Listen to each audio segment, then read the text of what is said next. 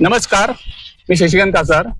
आज जो मुद्दा आहे हा शेतकऱ्यांसंदर्भात हा आपण व्हिडिओ बनवतो, कारण पालघर ते त्र्यंबक असा नवीन मार्गाचं सध्या प्रस्तावित मंजुरी मिळालेली आहे आणि हा मार्ग ते सध्या सर्वेक्षण चालू आहे, पण कुठल्याही शेतकऱ्याला याची नोटीस नाहीये किंवा ह्या जी जागा संपादित केली जाणार त्याचा कुठल्या रेट अजून जाहीर केलेला नाही।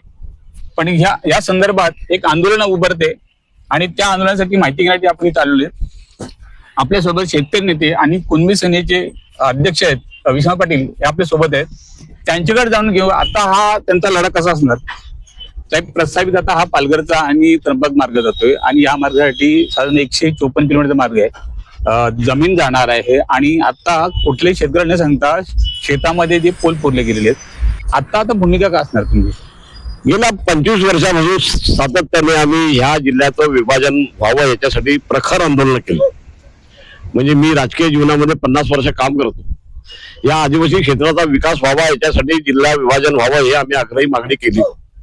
सुदैवाने त्याला सकारात्मक प्रतिसाद मिळाला।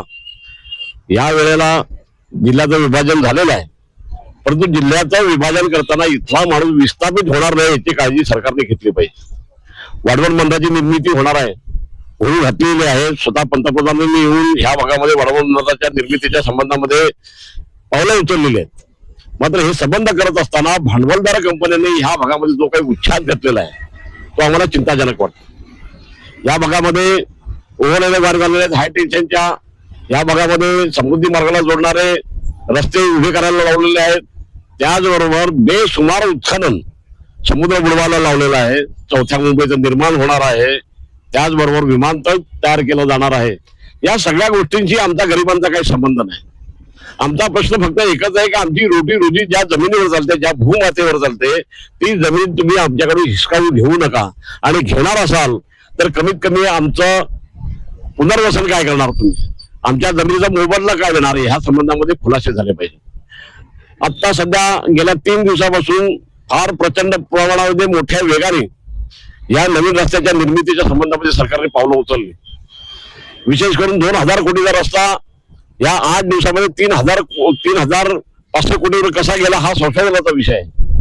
परंतु हा 154 किलोमीटरचा जो रस्ता आहे, पालघर, मनोर, त्याचबरोबर विक्रमगड, जव्हार, मोखाडा आणि त्र्यंबक या सर्व आदिवासी क्षेत्रातून हा जो चाललेला रस्ता, या दुतर्फा रस्त्याला दोन्ही बाजूच्या कडेला अल्पभूधारक आदिवासींच्या जमिनी आहेत। अल्पभूधारक आदिवासींच्या जमिनी आहेत। बरेचसे आदिवासी नाक्यावर येऊन आपला काही व्यवसाय करतात, छोटे मोठे व्यवसाय करतात। हे सगळे याच्यामध्ये विस्थापित होणार आहेत आणि एवढा असताना या रस्त्याची जवळजवळ 4-5 वर्ष सारखी चर्चा सुरू आहे। एक्विजिशनच्या संबंधामध्ये सरकारने अधिकृत ऑर्डर काढलेल्या होत्या। मग एवढे दिवस कोणी झोपले होते का? या मिनिटाला अजूनही आता आम्ही ग्रामीण क्षेत्रामध्ये पालघर आणि विक्रमगडच्या बॉर्डरवर असलेल्या बोरांना नावाच्या गावामध्ये बसलेलो आहोत। आज ह्या भागामध्ये जवळ 3 ते 4 तालुक्यातल्या प्रतिनिधींनी भाग घेतला आणि आमची एक संकल्पना आता आमची तयार झाली का आमच्यावर ज्या पद्धतीचं संकट येऊ घातलेलं आहे, अशा वेळेला पक्ष, पंथ, धर्म याच्या पलीकडे जाऊन त्याचा विचार केला पाहिजे। आणि मला सांगायला आनंद वाटतो की आजच्या ह्या बैठकीमध्ये ही जी एल्गार सभा आम्ही बोलवली होती, या सभेमध्ये सर्व जाती जमातींचे आणि धर्माचे लोक या ठिकाणी सामील झालेले होते। आमचं हे म्हणणं आहे की आमच्या जमिनीचं आधी भूसंपादन करा आणि भूसंपादन करत असताना समृद्धी मार्गाला जो काही दर दिलेला आहे, कारण समृद्धी मार्गाचं आंदोलनच मी केलं होतं। त्या आंदोलनाची प्रदीर्घ म्हणजे वाटचाल जी झाली ती संघर्षातून झाली। अशाच प्रकारे लोकांना विश्वासात न घेताना रॅपिड ऍक्शन फोर्स आणला गेला, लष्करी जवान आणले गेले, एक प्रकारची दहशत तयार केली। आमच्यावर दहशत कशासाठी पाहिजे? आम्ही ह्या देशासाठी काही नाही केलं।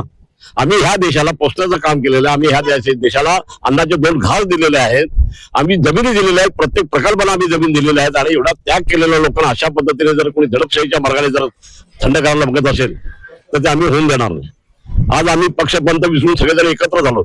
आमचं म्हणणं एकच आहे की सरकारचे जे काही निकष आहेत ते निकष भांडवलदार कंपन्यांनी पाळले पाहिजेत आणि सरकार जर त्यांच्यासमोर नतमस्तक होत असेल तर शेवटी नाईला जर आम्हाला कायदा हातात घ्यावा लागतो।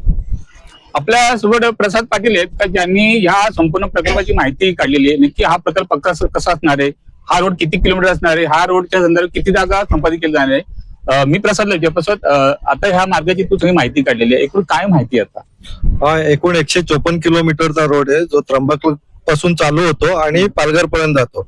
हा रस्ता त्र्यंबक टू मनोर पर्यंत हा 2 लेनचा करायचा आहे त्यांना आणि मनोर पासून पालघर पर्यंत हा 4 लेनचा रस्ता होणार आहे. हा आता त्र्यंबक पासून मनोर पर्यंत या रस्त्याची सध्याची जे ROW म्हणजे राईट ऑफ वे त्यांच्याकडे आहे NH वाल्यांकडे, तो आहे 7 मीटरचा. पण आणि त्यांनी टेंडर मध्ये म्हटल्याप्रमाणे आता तो त्यांना पूर्ण 18 मीटरचा करायचा आहे. आणि मनोर टू पालघर हा रस्ता सध्या 10 मीटरचा आहे, तो त्यांना 24 मीटर पर्यंत न्यायचा आहे. तर त्याच्यामध्ये अतिरिक्त जागा म्हणजे जवळपास डबल ते ट्रिपल जागा त्यांना नवीन लागणार आहे. परंतु त्यांच्या एकंदरीत वागण्या बोलण्यामध्ये असं समजतंय तर त्यांचं ते असं म्हणतात का ROW आमच्याकडे आधीपासून 15 ते 18 मीटरचा आहे, त्याच्यामुळे नवीन भूसंपादनाची काही गरज लागणार नाहीये. आणि जिथे फक्त कुठे कुठे जिथे वळणं वगैरे जी सुधारित करायची तेवढ्याच लोकांचे त्यांनी त्या राजपत्रामध्ये भूसंपादनासाठी गट नंबर टाकलेले आहेत. वास्तविक तिथे गट नंबर एक गावात जवळजवळ 20 गट नंबर मधून रस्ता जात असताना राजपत्रात फक्त 2 ते 3च गट नंबरची नावं आहेत. त्याच्यामुळे भरपूर लोक भूसंपादनाच्या मोबदल्यापासून वंचित राहणार आहेत या सगळ्या ह्याच्यामध्ये. त्यामुळे ते एकतर ते राजपत्र त्यांनी नवीन प्रसिद्ध केलं पाहिजे आणि ते 23 सप्टेंबरला जे राजपत्र प्रसिद्ध झालं ते इथल्या कुठल्याच स्थानिक लोकांना त्यांनी कळूनच दिलं नाही. ते जेव्हा कळलं तेव्हा आम्ही 14 नोव्हेंबरला आम्ही मॉर्चच्या चीफ इंजिनियरला एक पत्र दिलं होतं. त्यात आम्ही सांगितलं होतं की तुम्ही एक प्रमुख सर्व लोकांसमोर एक मीटिंग घ्या, नक्की रस्ता काय आहे, भूसंपादन किती होणार आहे किंवा त्याच्यासाठी कुठले कायदे लावणार ते सगळं तुम्ही लोकांना समजावून सांगा. परंतु त्या पत्राची सारी त्यांनी दखल पण घेतली नाही किंवा त्याच्यावर त्यांनी अजून पण कुठलाच रिप्लाय दिलेला नाही. आपल्यासोबत काही शेतकरी आहेत. दादा तुम्ही जर पुढे या. मला सांगा, तुमच्याकडे आता सर्व्हे चालू आहे, तुम्हाला काय नोटीस किंवा काय सुनावणी झाली होती तुमच्या? तसं काहीच नाही, फक्त ग्रामपंचायतला लेटर आलेलं की ग्रामसभा घ्या आणि ग्रामसभेमध्ये काही त्यांचे जे कॉन्ट्रॅक्टरचे जे काही अधिकारी होते ते आले. त्यांनी फक्त त्यांना विचारलं की बाबा कशासाठी ग्रामसभा आहे काय. ते बोलले की फक्त इथून रस्ता जाणार आहे हे फक्त तुम्हाला सांगायला आलोय. म्हणजे एका पद्धतीने जसं काही हुकुमशाही असते त्या पद्धतीने ते बोलले. मग आम्ही सांगितलं की आमची परवानगी असल्याशिवाय, शेतकऱ्याची परवानगी असल्याशिवाय तुम्ही हे कसं निघू शकता. ते बोलले ना फक्त आम्ही तुम्हाला सांगायला आलोय. मग त्यांना आम्ही पुढे प्रश्न केले बाबा काय रेट देणार, कसे रेट देणार. ते बोलते आम्हाला माहिती नाही असे बोलले. आणि मग आम्ही ग्रामसभेमध्ये ठराव घेतला की आम्ही संपूर्ण गावकरी जे बाधित आहेत ते आम्ही ही जमीन देत नाही असा ठराव मंजूर केला. त्याच्यानंतर पुन्हा मोजणी करायला ते डायरेक्ट आल्यानंतर त्यांना विचारलं की तुम्ही असं काय करता, आम्हाला कुठलीही सभा किंवा विश्वासात न घेता तुम्ही हे काम करता. तर त्यावेळी त्यांचं असं म्हणणं आलं की नाही ते आम्हाला मोजायचे आहे, तुमचं व्हॅल्युएशन करायचं आहे आणि ते करून द्या. मग आम्ही सांगितलं तसं नको, आम्ही तुम्हाला ग्रामसभेचा ठराव दिलेला त्या दिवशी झालेला. ते बोलले की ग्रामसभेचा ठराव आमच्यापर्यंत पोहोचला नाही. मग आता पोहोचवण्याचं हे जे काम आहे ग्रामसभेचा ठराव ते त्यांचे अधिकारी त्यावेळी तिथे उपस्थित होते, त्यांना माहिती होतं ठराव झालाय. मग हा ठराव घेऊन जाणे त्यांचं काम होतं. त्यांनी उडवाउडीची उत्तरं दिली आणि मोजणी सुरू करायचा प्रयत्न केला. आम्ही बंद केली, पंचनामा केला, ती बंद केली. पुन्हा 2 दिवसांनी अचानक ते आले आणि पुन्हा मोजणी करायला सुरुवात केली. त्यावेळी पुन्हा आम्ही जाऊन त्यांना जाब विचारल्यानंतर ते असे बोलले की जर ज्याची इच्छा असेल त्यांची मोजणी करायला आम्हाला सांगितलंय. मग सांगितल्यानंतर आम्ही सांगितलं असं नाही होणार की आम्ही तुम्हाला सांगितलं की मीटिंग लावा, विश्वासात घ्या लोकांना, नंतरच मोजणी करा. पण ते कुठलंही कारण ऐकायला तयार नाही आणि ते मोजणी करायच्या मागे असतात.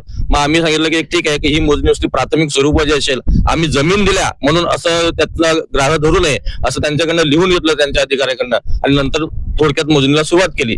पण तरी पण त्या मोजणीतनं जर बघितलं तर ते प्रायव्हेट मोजणीवाले आहेत आणि मोजणी करत असताना जे नकाशे आहेत, त्याची जी जमीन आहे त्या जमिनीमधले नकाशे जे आहेत ते चुकीचे दाखवतात. त्यांच्याजवळ साधा मोबाईल आहे, त्या मोबाईलमध्ये GPS द्वारे ते मोजणी करतात आणि त्या मोबाईलमध्ये परफेक्ट तुमची जी जमीन आहे ती दाखवत नाही. कुठला तरी गट तुमच्या जमिनीत आणून दाखवलेला जातो, सरकारी एखादा ग्रामपंचायतचा गट त्याच्या जमिनीमध्ये आणून दाखवला जातो आणि मग असं चुकीच्या पद्धतीने ते मोजणी करतायत. तर ह्याला आमचा विरोध आहे आणि म्हणून आम्ही त्या दिवशी सुद्धा मोजणी बंद केली. पण अजून ते नाही, आम्हाला करू द्या, तुम्हाला काय जी किंमत असेल ती आम्ही तुम्हाला सांगू, नंतर मोजणी झाल्यावरती बोलू असे ते बोलतायत. पण आमची इच्छा एवढीच आहे की बाबा आता हा जो रोड गेला तो आमच्या वाडवडिलांच्या जमिनीतनं गेलेला रोड होता. पूर्वी हा आम्ही एक तालुक्यासाठी रोड दिलेला होता, त्यांनी लगेच जिल्ह्याला जोडला, जिल्ह्यानंतर त्यांनी राज्याला जोडला, आता डायरेक्ट तुम्ही नॅशनलला जोडतात. मग त्यावेळी जे जोडत असताना असं काही सरकारकडे धोरण नाही का बाबा ज्याच्या जमिनीतून जातो त्या लोकांना विश्वासात घेऊन हे सर्व केलं पाहिजे वर्गीकरण. हे न करता सरकार डायरेक्ट असं पाऊल उचलते आणि आमच्यासारख्या सामान्य शेतकऱ्यांचं, सामान्य लोकांना, आदिवासी लोकांना फसवण्याचं काम सरकार करते असं आमचं ठाम मत आहे आणि याच्या विरुद्ध आम्ही लढा देणारच. पाटील साहेब, मला एक विचारायचं आहे का, या पुढे खरं तर हा रोड होण्याच्या अगोदर इथं चर्चा होणं किंवा सुनावणी होणं किंवा जे संबंधित शेतकरी आहे यांना विश्वास घेणं हे अपेक्षित होतं का तुम्हाला? 2 वर्षापासून सरकारशी आम्ही पत्रव्यवहार ह्या विषयाच्या संबंधात केला. ज्यावेळेला मोहऱ्यांची रुंदी वाढवणं सुरू झालं आणि ज्यावेळेला हा रस्ता राष्ट्रीय महामार्ग म्हणून घोषित झाला त्यावेळेला हा सार्वजनिक बांधकाम खात्याकडे होता. आता तो राष्ट्रीय महामार्गामध्ये रूपांतर झाला. या सगळ्या विषयाच्या संबंधामध्ये सरकारकडून आम्ही लेखी स्वरूपामध्ये घेतलेलं आहे की ह्या रस्त्याला ज्या वेळेला जमिनी संपादित करण्याची वेळ येईल त्यावेळेला आम्ही शेतकऱ्यांना विश्वासात घेऊ. आधीच आम्ही गेल्या 2 वर्षापासून ह्या विषयाचं संघटन शेतकऱ्यांचं आम्ही बांधलेलं आहे आणि सरकारला जर असं वाटत असेल की दडपशाहीच्या मार्गाने आम्ही जमिनी घेऊ तर त्यांचा तो गैरसमज आहे. आम्ही घेऊन जाणार नाही. आपल्याकडे शेतकरी दादा या पुढे या ना पुढे. आता एक तुम्ही मोबाईल मध्ये मला तुम्ही एक हे वाचून दाखवलं ते काय होतं? वाढवण बंदराच्या शेजारी औद्योगिक वसाहत निर्माण करण्याच्या बाबतीत होतं. तर आता 16 तारखेला एक नोटिफिकेशन काढलेलं आहे महाराष्ट्र औद्योगिक विकास महामंडळाने आणि तलासरी तालुक्यातील कुरुंजे आणि सूत्रकार हा जो भाग आहे तिथे 500 एकर जमीन संपादित करण्याच्या संदर्भात त्यांनी ऐकलेलं आहे. तसंच बोईसर जवळील पर्नाळी आणि त्या भागात 500 एकर तसंच कोळगाव पालघर येथे सुद्धा 500 एकर असं 1500 एकरचं त्यांनी नोटिफिकेशन काढलेलं आहे. आणि ह्याचबरोबर अनेक प्रकल्प या ठिकाणी आता येऊ घातलेले आहेत. आणि आज तुम्ही बघाल वाढवण बंदराचा जो ग्रीन कॉरिडॉर आहे हरित रस्ता त्याच्यासाठी त्यांनी जे दर जाहीर केले ते अतिशय तुटपुंज दर जाहीर केलेत. आता प्रत्यक्ष आपण तिथे जागा जर खरेदी करायला गेलो तर तिथे आज 5-6 लाख रुपये गुंठा चालू आहे आणि शासनाने फक्त 62,500 रुपये जाहीर केलेला आहे. म्हणजे आपण विश्वासाने त्यांना जमीन द्यायची. आज तुम्ही मार्केटमध्ये कुठे पण दुकानदाराकडे गेला तर तो दुकानदार पहिले त्या वस्तूची किंमत सांगतो. म्हणजे शेतकऱ्या बाबतीत हा दुजाभाव का शासनाचा की त्याला विश्वासात घेतलं पाहिजे. त्याच्या जमिनीची किंमत ठरवण्याचा अधिकार त्याला नाही का? म्हणजे 6-7 लाख रुपये गुंठा असलेल्या जमिनीचं तुम्ही अगदी कवडीमोल भावाने घेतायत.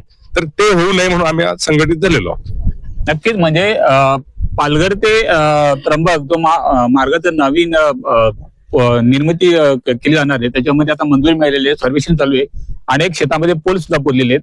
पण इथं कुठेतरी इथल्या प्रशासकीय अधिकाऱ्यांनी त्यांच्याशी शेतकऱ्यांची चर्चा करणं आणि त्याच्यात काय त्यांना मोबदला दिला जाणार ह्या गोष्टी खरं तर समोर यायला पाहिजे. पण त्या आल्या नाही. त्याच्यामुळे कुठेतरी आता या शेतकऱ्यांमध्ये असंतोष आहे आणि एक मोठं आंदोलन या भविष्यामध्ये कधी उभं शकते. ओके बंद कर.